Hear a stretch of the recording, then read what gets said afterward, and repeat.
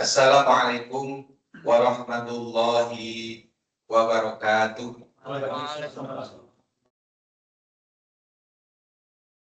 Alhamdulillah, alhamdulillahilladzi khalaqal mauta wal hayata liyabluwakum ayyukum ahsanu amala. Asyhadu an la ilaha illallah wahdahu la syarika lah wa asyhadu anna sayyidana wa nabiyyana Muhammadan abduhu wa rasuluhu la nabiyya ba'dah. Allahumma shalli wa sallim wa barik ala sayyidina Muhammadin wa ala alihi wa sahbihi ajmain, amma ba'du. Yang kami hormati pengurus DKM, wabil khusus Ketua DKM dan jajaran pengurus lainnya. Ini nama masjidnya apa ya? Nurul Iman. Nurul Iman ya, Insya Allah. Ya, semoga Allah Subhanahu Wa Taala senantiasa menjaga para pengurus sehingga masjid ini terus makmur ya. Dan juga kepada para jamaah semuanya yang hadir pada kesempatan hari ini dan juga kepada pimpinan kantor KPPN Jakarta, betul ya? Kanwil. Ya, Kanwil di Cipete. Kanwil Jakarta ya. Baik.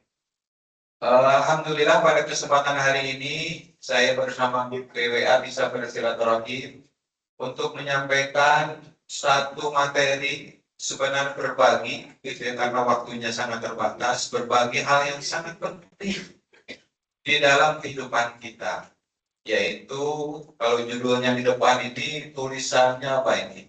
Meraih husnul khotimah.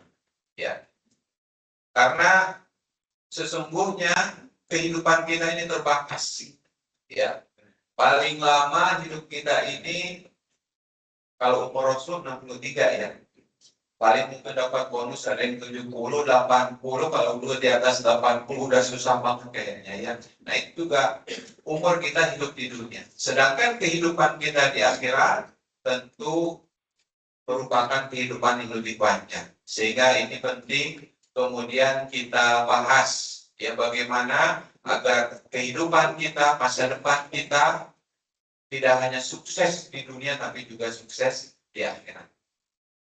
Baik Bapak Ibu yang dimuliakan oleh Allah Subhanahu Wa Taala, saya awali ya.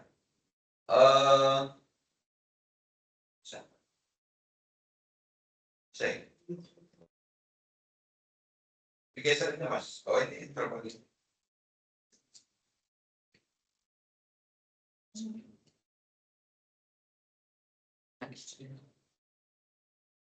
Ya. Oke.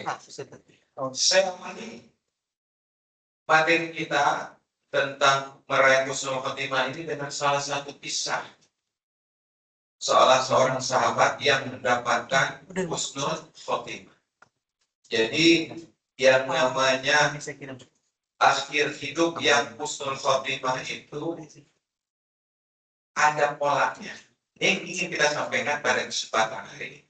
Jadi kalau ada seorang sahabat yang mendapatkan husnul khotimah, maka kita pun sebenarnya pada saat ini bisa mendapatkan akhir hidup yang juga husnul khotimah. Hanya saja perlu kemudian kita mengetahui bagaimana pola sehingga seseorang itu mendapatkan husnul khotimah. Ini menjadi penting bagi kita. Ya.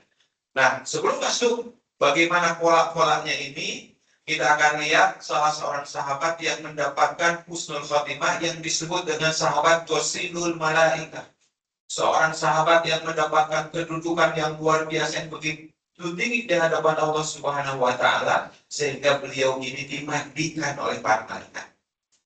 Siapakah beliau? Yaitu ada namanya Hanzalah. Hanzalah pada tahun ketiga Hijriah itu menikah dengan Jamilah. Ya, jadi pada tahun ketiga Hijriah setelah Hari Raya Idul Fitri, belum sepekan Hari Raya Idul Fitri, mereka melangsungkan pernikahan. Jadi Hanzalah dan Jamilah ini pengantin baru. Ya, setelah Hanzalah, kalau kita barangkali ya saya terima nikahnya dan seterusnya.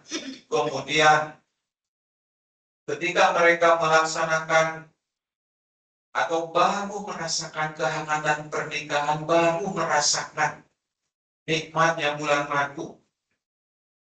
Ngomong-ngomong di sini udah nikah semua kan Pak ya? Baru. Saya khawatir kalau yang sudah agak senior saya tanya malah nanti topengnya lagi. Oh iya. Ya. Jadi Hanzalah dan Jamilah ini baru melaksanakan pernikahan 1 atau 2 hari. Mereka merasakan bulan madu. Ya. Tiba-tiba Allah Subhanahu wa Ta'ala dan Rasulnya memanggil, mengumandangkan panggilan jihad kepada penduduk Madinah. Karena pada tahun ketiga Hijriah, sepekan setelah Hari Raya Idul Fitri ini, orang-orang Quraisy mengirimkan pasukan untuk menyerang Madinah. Kemudian baginda Nabi dan para sahabat memutuskan untuk menghadang pasukan Quraisy itu di luar kota Madinah. Nah, pada saat Rasulullah Shallallahu Alaihi Wasallam memanggil para sahabat penduduk Madinah untuk berangkat, tentu Hanzalah yang baru menikah ini galau luar biasa.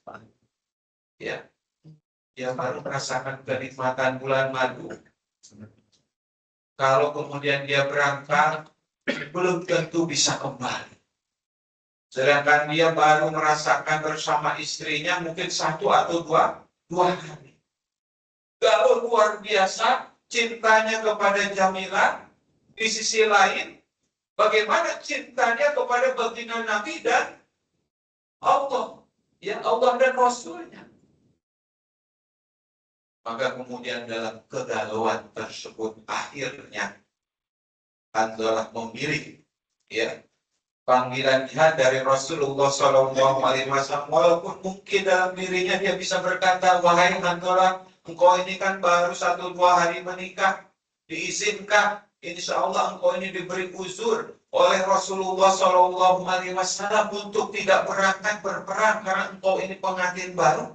Tapi karena saking cintanya kepada Allah dan Rasulnya, dia tidak ingin Rasulullah dan para sahabat itu ya berperang tanpa ada keikutsertaannya.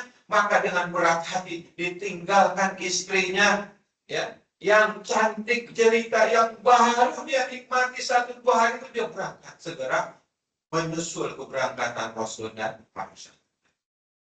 Singkat cerita, di perang Uhud, Hanzalah ini dengan gagah berani melawan pasukan Quraisy, tapi kemudian beliau akhirnya gugur di perang. Maka tinggallah Jamilah ini menjadi janda. Ketika akhir perang, walaupun Rasulullah dan para sahabat berhasil mengusir, ya, memukul mundur pasukan Quraisy, tetapi banyak para sahabat yang gugur pada saat perang, termasuk Hanzalah. Tapi kemudian kesedihan Rasulullah Shallallahu Alaihi Wasallam itu berganti menjadi bahagia karena ada informasi dari malaikat bahwa salah seorang yang gugur syahid, ya, mendapatkan kedudukan yang sangat tinggi di hadapan Allah. Dia dimandikan oleh para malaikat. Akhirnya Rasulullah memerintahkan kepada para sahabat, tanyakan kepada keluarganya, kepada istrinya Hanzalah, kenapa kemudian Hanzalah ini atau punya amalan apa sehingga Hanzalah itu kemudian dimandikan oleh para malaikat. Ini posisi husnul khotimah yang luar biasa sampai kemudian dimandikan oleh para malaikat. Ketika kemudian mereka kembali ke Madinah, berangkatlah para sahabat ke rumah Hanzalah dan bertanya kepada Jamilah, amalan apa gerangan yang kemudian Hanzalah lakukan sehingga dimandikan oleh para malaikat. Jamilah dengan berlinang air mata menyampaikan bahwa 1-2 hari itu mereka baru merasakan kenikmatan sebagai pengantin baru. Mungkin karena Hanzalah ini bergegas, tadinya galau, tapi kemudian dengan segera, ya, ingin membersamai baginda Nabi dan para sahabat untuk perang di medan Uhud, sampai Hanzalah ini lupa untuk mandi. Tapi Allah Maha Rahim, Maha Rahman, ya, diampuni kealpaan Hanzalah, bahkan beliau diangkat kedudukannya jelas dipastikan oleh para nabi. Masya Allah. Jadi kisah ini menunjukkan kepada kita, ya, Bapak Ibu yang dimuliakan Allah Subhanahu wa Ta'ala, yang namanya husnul khotimah itu bukan sesuatu yang tiba-tiba, bonus yang begitu saja didapat. Tetapi karena sesuatu yang dilakukan oleh Hanzalah. Apa yang dilakukan? Hanzalah ini ketika mendengar panggilan Allah, panggilan Rasulullah untuk berjihad atau berseberang, dia kalahkan kecintaan kepada istrinya, itu dia kalahkan. Jadi kecintaan kepada Allah dan Rasulnya lebih dicintai dibandingkan kecintaan kepada istri. Ya. Dan juga ketundukan ketaatan berseberang. Ini menunjukkan kalau bahasa kita sekarang mungkin Hanzalah ini punya loyalitas yang sangat tinggi. Ya. Kalau di dalam surat Al-Imran itu dikatakan wasari'u ila magfiratin min rabbikum wa jannatin arduhas samawati wal ardu uiddat lil muttaqin. Bersegeralah kalian menuju magfirah dan surganya Allah Subhanahu wa Ta'ala yang luasnya seluas langit dan bumi. Wasari. Jadi tunjukkan ketaatan, tunjukkan loyalitas kita sehingga Allah nanti akan berikan magfirahnya. Allah akan berikan surganya. Ya. Kalau pegawai ASN kan biasanya Januari Februari itu paling telat kirim apa evaluasi pegawai kan, apa itu namanya SKP gitu ya. SKP. Kalau ASN itu kan ada SKP kalau nggak salah kan penilaian kinerja kan begitu. Ya, ya. Kan kita pengen dinilai itu sangat baik supaya dapat promosi. Bagaimana kita mendapatkan sangat baik yang menunjukkan integritas, menunjukkan loyalitas. Demikian juga ketika hamba Allah menunjukkan loyalitas yang luar biasa. Ketika Allah perintahkan, ketika Rasul serukan sebuah kewajiban, maka ditunjukkan loyalitas yang luar biasa. Dapat promosi dari Allah. Dan ini adalah salah satu ciri, salah satu pola, ya, orang yang mendapatkan husnul khotimah itu, ya, dia punya loyalitas yang sangat tinggi di dalam melaksanakan kewajiban kepada Allah Subhanahu wa Ta'ala. Jadi berkaitan dengan ayat ini, Imam An-Nawawi mengatakan bukan hanya sekedar seseorang itu bersegera memohon ampun, yang dimaksud adalah mohon ampun dan juga melaksanakan kewajiban.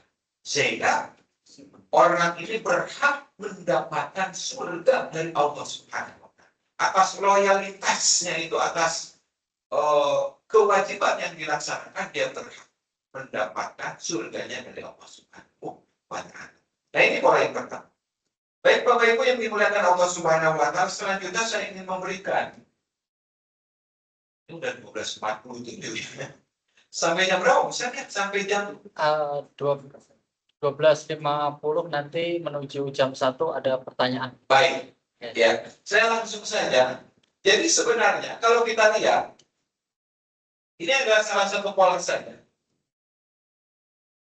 Langsung saja Mas, langsung terus, ya, terus. Nah, di sini terus. Oke. Nah, satu lagi. Nah. Jadi saya ingin menggambarkan dalam waktu yang sangat singkat ini pola hidup yang mudah-mudahan kita bisa mendapatkan husnul khotimah. Ya, kalau kita ingin hidup sehat, itu kan ada yang disebut dengan pola hidup sehat, health lifestyle, kan begitu ya. Nah sebenarnya kalau kita kaji Al-Quran Sunnah, kemudian juga kita para ulama, kita akan menemukan sebuah pola yang mudah-mudahan kalau kita lakukan, kita akan mendapatkan kehidupan atau akhir hidup yang husnul khotimah. Yang pertama landasannya tentu adalah keimanan. Kenapa saya kemudian tulis di situ smart lifestyle atau pola kehidupan cerdas, gaya hidup cerdas atau pola kehidupan orang yang cerdas. Ini mengutip sabda Nabi Shallallahu Alaihi Wasallam, "Atyasun nas atsaruhum dzikrul maut wa asyadduhum istidadan." Jadi orang yang paling cerdas itu adalah orang yang paling banyak mengingat mati dan mempersiapkannya. Ya. Jadi yang dimaksud dengan mengingat mati itu bukan sekedar tahu mati, semua orang juga tahu. Orang itu bahwa setiap yang bernyawa pasti akan mati. Orang kafir saja yang tidak beriman kepada Allah dan Rasulnya tahu mereka juga akan mati.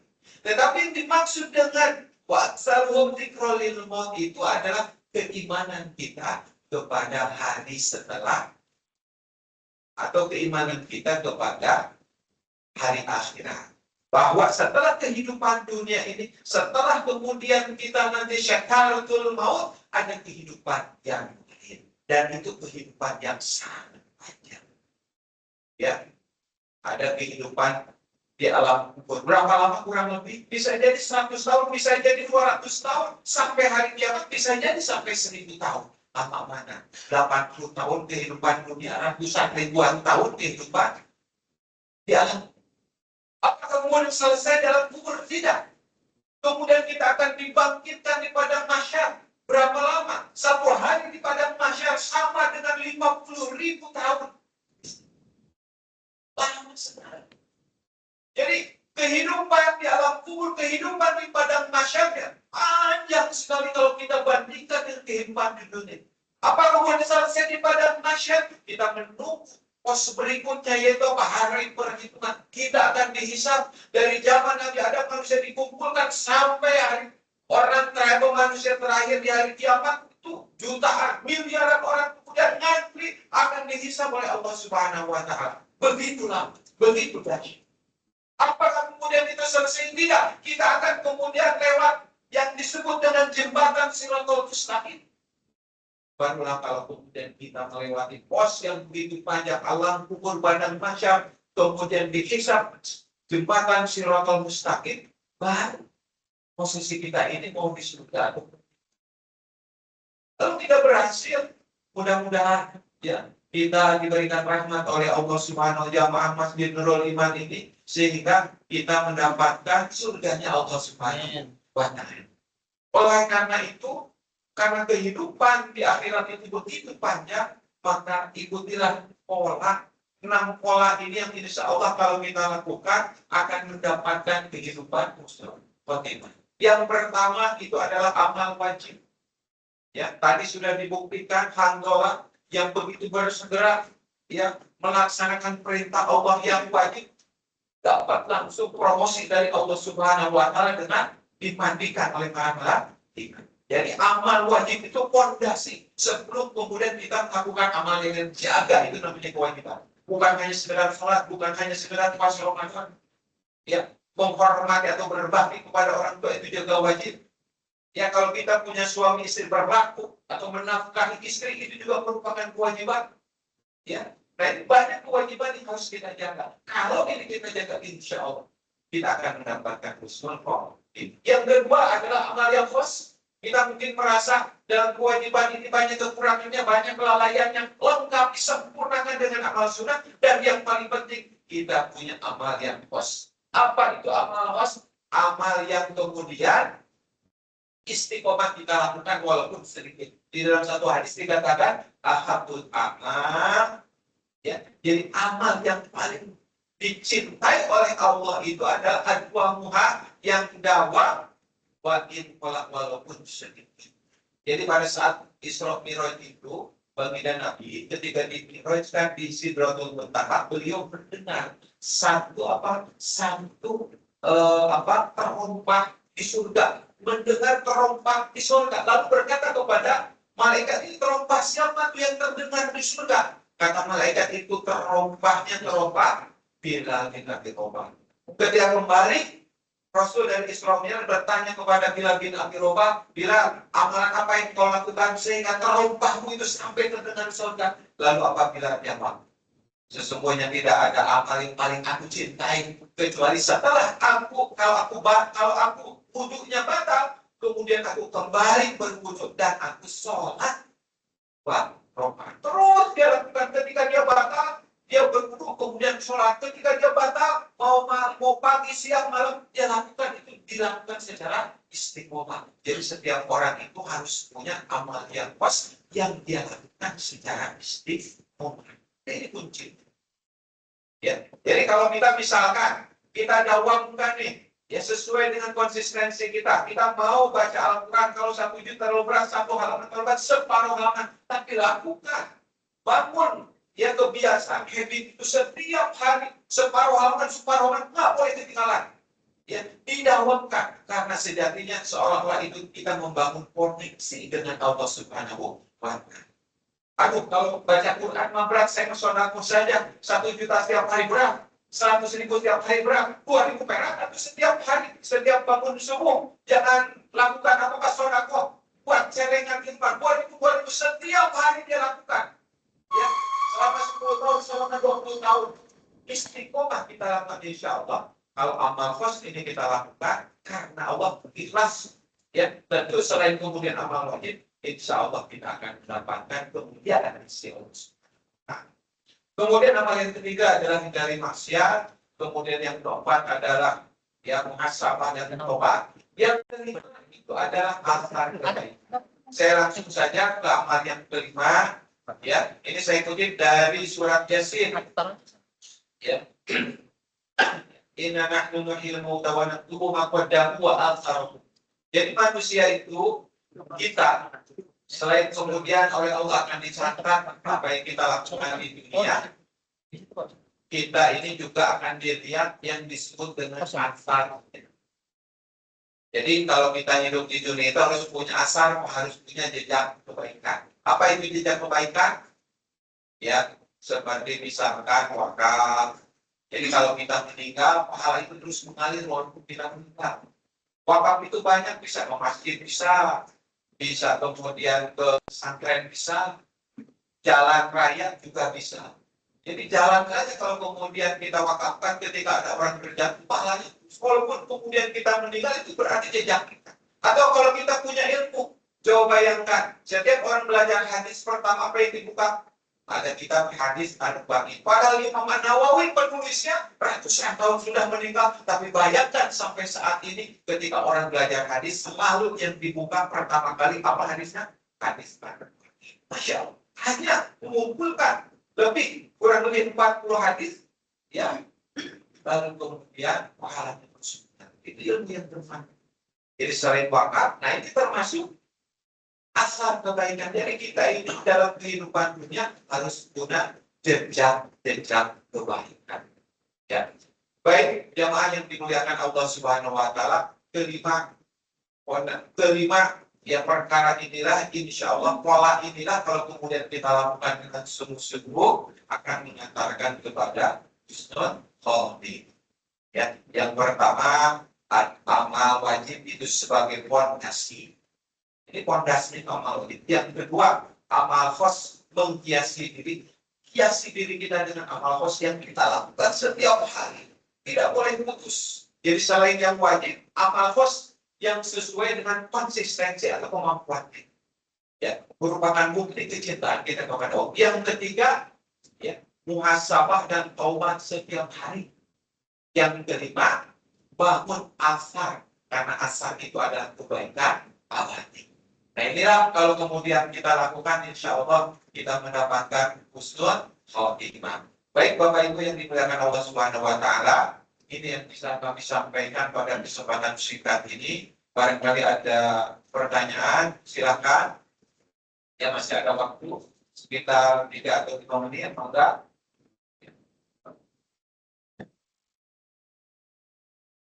Terima kasih, Ustaz. Seperti yang disampaikan, ada pertanyaan Bapak Ibu yang bertanya, silakan. Air Mawan. Waalaikumsalam warahmatullahi wabarakatuh. Rumahnya di sekitar itu karena amalan 7 batal terjadi setelah batal. Mungkin bisa kita diskusikan. Kalau yang ingin dimandikan di surga atau ingin dimandikan celah meninggal, oleh malaikat. Amalan apa tuh? Sama, nggak ada lagi. Baik, terima kasih Pak biasa ini. Amalannya berarti amal nikah lagi Pak. Baik, ini luar biasa pertanyaannya. Ya, tentu saja apa yang kemudian dilakukan oleh Hanzalah ini tidak bisa kita tiru sedemikian rupa. Ya, kalau masalah dimandikan itu adalah hak prerogatif Allah Subhanahu Wa Taala.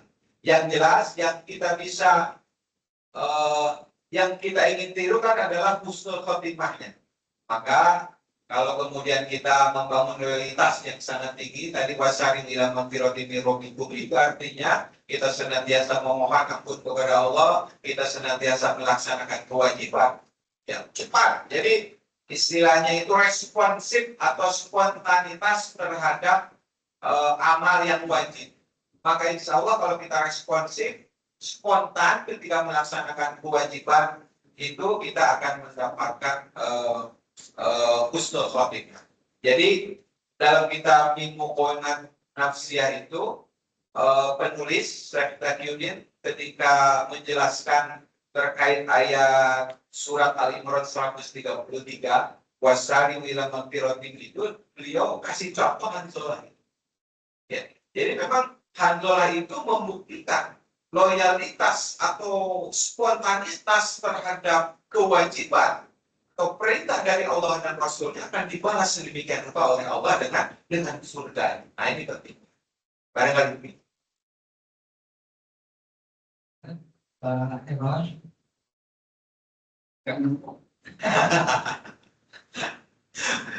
susah kalau itu Pak jawabannya.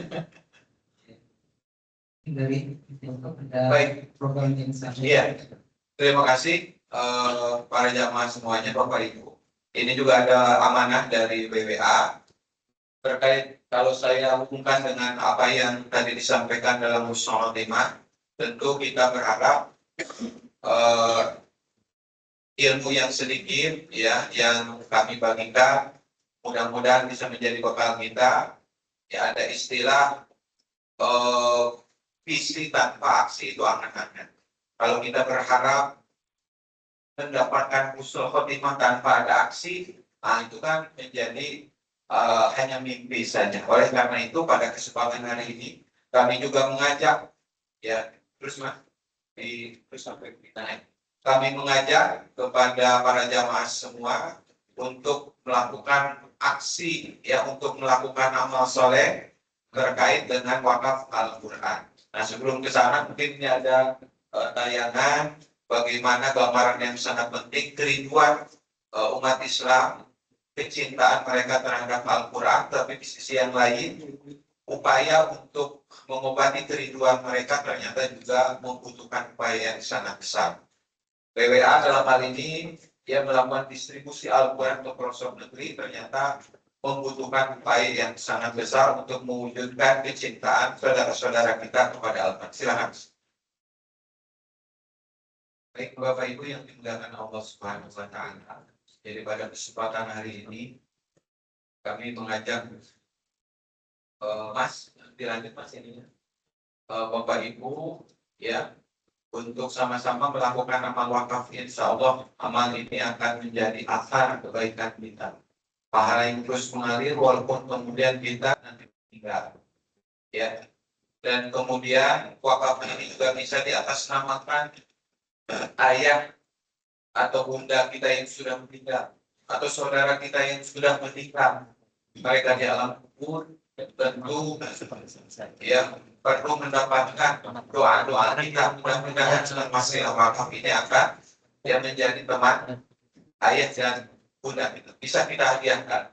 Jadi yang kita tawarkan pakai Al-Quran sekaligus ya wakaf untuk pesantren Mafahdi. Jadi di sana digunakan untuk masjid juga asrama yang digunakan. Jadi pesantren Mafahdi ini punya visi untuk melahirkan para khotimul Quran yang akan mengajarkan Al-Quran. Jadi bersama BWA selain kemudian mendistribusikan Al-Quran ke seluruh pelosok negeri, akan disertai juga para dai, para guru-guru Al-Quran yang membina ya saudara-saudara kita di pelosok.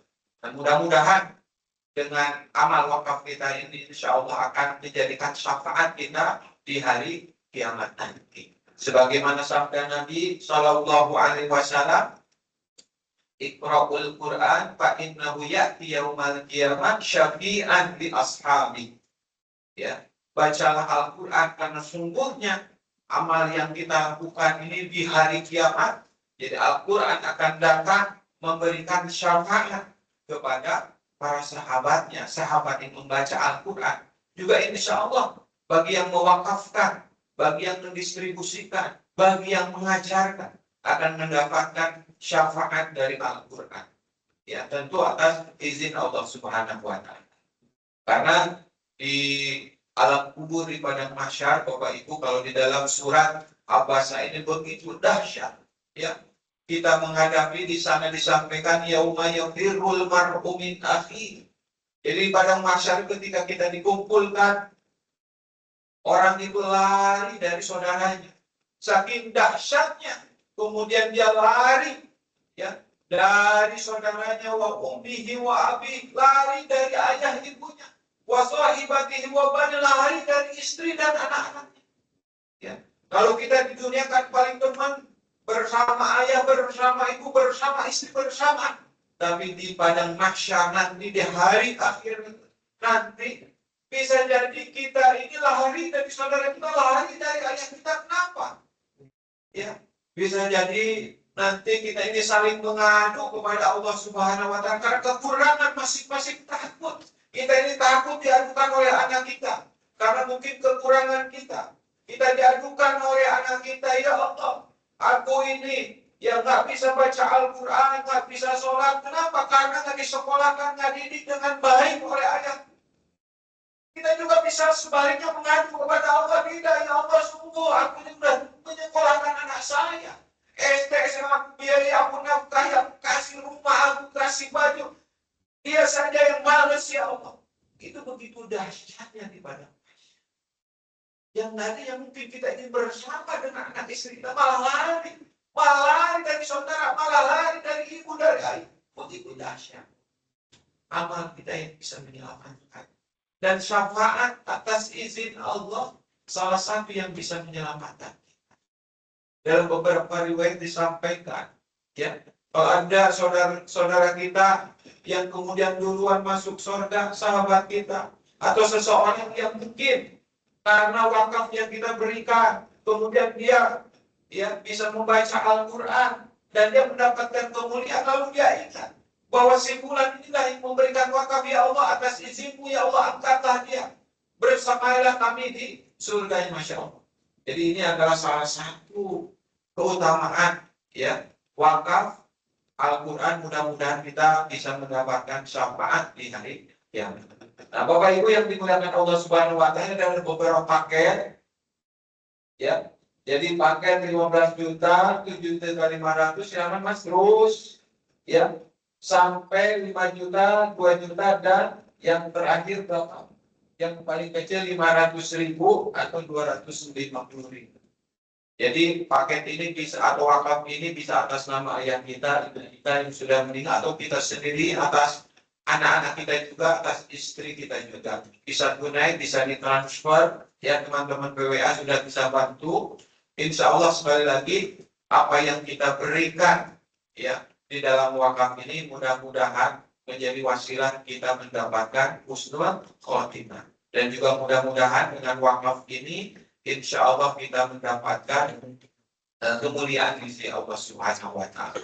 Kalau Bapak Ibu masih ragu, ya, ada satu perkataan dari Abdullah bin Ruwahah ketika dalam perang Mu'tah.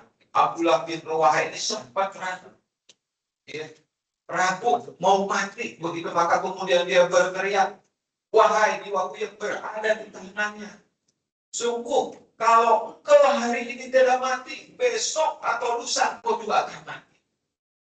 Maka kalau kita ragu atas amal kebaikan, mungkin kita bisa, ya, teriakkan dalam diri kita, wahai, ya, jiwaku yang berada di tangannya, harta ini kalau nggak kita berikan hari ini, atau kita habiskan hari ini untuk beramal soleh, esok atau lusa harta itu juga akan habis. Ya, setiap hari, setiap bulan kalau kita servis mobil, kalau yang punya mobil itu sampai 1 juta, sampai 2 juta. Ya buat kenyamanan kita di dunia. Motor saja kalau servis itu bisa jadi 500.000 buat. Tapi bagaimana dengan kenyamanan kita, dengan keselamatan dan kebahagiaan kita di akhirat? Mudah-mudahan sekali lagi jangan ragu Bapak Ibu yang dimuliakan Allah Subhanahu wa taala, ya. Kalau kita punya harta jangan lihat apa yang kita berikan, lihat apa yang masih tersisa di tabungan kita. Setiap bulan kita ini masih mendapatkan rezeki dari Allah Subhanahu wa taala itu besar. Sedangkan hanya 250.000 atau 500.000 ataupun 1 juta itu kecil dibandingkan dengan rezeki yang Allah berikan kepada kita. Mudah-mudahan Allah memberikan kemudahan kepada kita untuk senantiasa bertakarub, mendekat kepada Allah dengan melaksanakan sholat soleh. Terima kasih. Itu yang bisa kami sampaikan. Ya, nanti teman-teman PWA akan bantu bagi Bapak Ibu. Ya, silakan nanti diisi. Yang mau uang tunai silakan, mau transfer silakan. Atau mungkin mau handphonenya begitu mau diberikan juga alhamdulillah. Atau mau kunci motornya mau diberikan juga nggak ada masalah. Jangan kuncinya aja buka, sama motor-motor kita begitu insya Allah. Insya Allah apa yang kita berikan di jalan Allah, Allah akan balas ya berkali lipat. Demikian yang bisa kami sampaikan, langsung berdoa. Ya, berdoa. Stop. Langsung Berdoa. baik. Kita berdoa kepada Allah Subhanahu wa taala, mudah-mudahan kehadiran kita di majlis siang hari ini mendapatkan kebaikan, mendapatkan keberkahan dari Allah Subhanahu wa taala. Kita berdoa semoga semua kesulitan, semua masalah yang kita hadapi diangkat oleh Allah Subhanahu wa taala, dimudahkan oleh Allah Subhanahu wa taala. Yang sakit, yang di rumah, yang mungkin ada saudara, ayah, ibu, anak, ya, istri yang sakit diangkat oleh Allah Subhanahu wa taala, penyakitnya dikasih kesehatan kembali, ya. Kemudian anak-anak kita mudah-mudahan dijadikan anak yang soleh dan solehah. Dan kemudian karir Bapak Ibu juga saya doakan semakin dimudahkan oleh Allah, dapat promosi, mudah-mudahan menjadi wasilah kebaikan baik di dunia maupun di akhirat. Al-Fatihah. Bismillahirrahmanirrahim. Alhamdulillahirabbil alamin arrahmanir rahim maliki yaumiddin iyyaka na'budu wa iyyaka nasta'in ihdinas siratal mustaqim siratal ladzina an'amta 'alaihim ghairil maghdubi 'alaihim waladdallin amin. Astaghfirullahaladzim, astaghfirullahaladzim, astaghfirullahaladzim. A'udzubillahi minasyaitonirrajim. Bismillahirrahmanirrahim. Alhamdulillahirabbil alamin. Hamdan syakirin, hamdan na'imin, hamdan yuafi ni'amahu wa yukafi mazidah. Ya Rabbana lakal hamdu kama yanbaghi li jalali wajhikal karim wa 'azimi sultanik. Allahumma shalli ala sayyidina Muhammad wa ala ali sayyidina Muhammad salatan tunjina biha min jami'il ahwali wal afat wa tabtilana biha min jami'il hajat wa tutahhiruna biha min jami'is sayiat wa tarfa'una biha indaka a'la darajat wa tuballighuna biha aqsal ghayati min jami'il khairati fil hayati wa ba'dal mamat. Innaka sami'un qaribun mujibu da'awat wa ya qadiyal hajat. Ya Allah, ya Rahman, ya Rahim, ya Jabbar, ya Qahhar, ya Ghafar. Allahumma ighfir lana wa li walidayna warhamhuma kama rabbayana shighara. Allahumma barik lana fi Sya'ban wa balighna Ramadan. Rabbana hab lana min azwajina wa dhurriyyatina qurrata a'yun waj'alna lil muttaqina imama. Allahumma adfa' 'anna al-bala' wal-waba' was-salasila wal-mihan wa su'al fitnati wal-mihan ma dhahara minha wa ma batan an baladina Indonesia khasah an syairil buldanil muslimina amah. Rabbana dhalamna anfusana wa idza taghfir lana wa tarhamna lanakunanna minal khasirin. Rabbana atina fid dunya hasanah wa fil akhirati hasanah wa qina adzabannar. Subhana rabbika rabbil izzati amma yasifun wassalamun alal mursalin walhamdulillahi rabbil alamin.